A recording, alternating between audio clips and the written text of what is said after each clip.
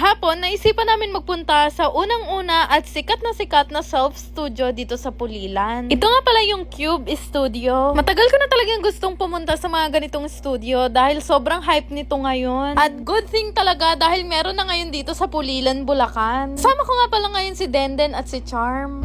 Pagpasok mo pa lang sa shop nila, ma-amaze ka talaga dahil sobrang Instagrammable nung shop nila at sobrang bango din. Makapasok na nga kami, nag-avail na agad kami kung ano yung gusto namin ngayong araw. Bawat cube ay may iba't ibang oras at kung ilang minutes kang pwedeng mag-photoshoot. Meron din silang mga add-ons na pwede mong gamitin sa loob ng studio. Nung natapos na ngayon nasa loob, sumunod na agad kami at pumasok na. Na-amaze nga ako sa ganda at lawak ng studio nila. Madalas kasi sa mga nakikita kong ganitong self-studio, medyo may kaliitan lang talaga yung place nila. Bago nga kami mag-start, pinapili muna nila kami kung anong backdrop yung gusto naming color. Pinili nga namin yung nude para super aesthetic ang datingan. Tumabak nga agad si Charm at tuwang-tuwa siya kasi sobrang ganda daw ng mga kuha niya. Nakakatuwa magpa-photoshoot dito kasi nakikita mo talaga kung ano yung itsura mo. Ang cute-cute nga nila kasi nag-effort talaga silang magmukhang Korean for today. In fairness naman talaga dito sa Cube, ang ganda ng camera na ginagamit nila kaya naman yung quality ng picture ang ganda din. Navail nga namin lahat ng props na pwedeng gamitin dito para iba-iba din yung style ng mga pictures namin. Sobrang gusto rin magpunta ni Bebo dito dahil nakikita niya rin to sa social media. At yung mga post na ginawa talaga namin dyan, pinag-aralan namin yan bago kami magpunta dito. After nga nun, second set na kaya naisipan na namin magpalit ng backdrop. Nagbihis na rin yung dalawa at sumalang na agad sila sa pink na backdrop. Ang cute nga ng mga shots nila dito. After nun, nagpalit na rin ako ng dress para naman magmukha akong Koreana. Tuntua nga ako sa mga shots ko dito kasi ang cute talaga. Diyos ko, every outfit yata inaabot ng 300 shots yung mga kuha namin. Ito sa mga pinaka nagustuhan kong pictures namin ni Bebo. Sarap mag-photoshoot dito kasi magagawa nyo talaga kung anong pose yung gusto nyo. At okay na okay talaga to sa mga couple na gusto magkaroon ng graduation picture together.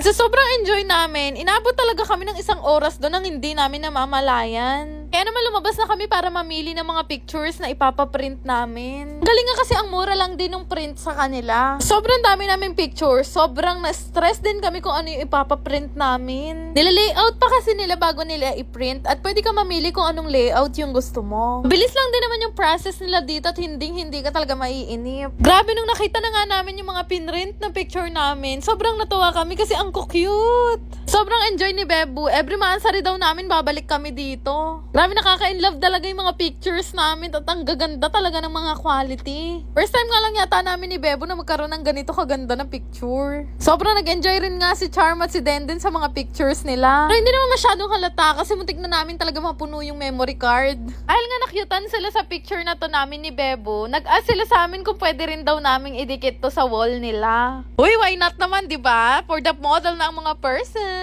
Kaya naman kung mag-visit din kayo dito sa Cube, hanapin nyo yung picture namin ni Bebo. At kapag nahanap nyo yun, picturean nyo at ilagay nyo dito sa comment section. Yung unang 5 makakahanap ay bibigyan ko talaga ng prize. Galingan nyo ah. Maya-maya nga meron namang binigay sa amin na loyalty card. Saktong-sakto to kung every monthsary namin babalik kami dito, mapupuno talaga namin to. At eto na nga kung nabibitin kayo sa 30 minutes, meron din sila ngayong bagong Cube package. Kagaya yan nung inavail namin ngayong araw. Ang ganda ng package na to at sure na sure ako mag-e-enjoy kayo dito at masusulit nyo to.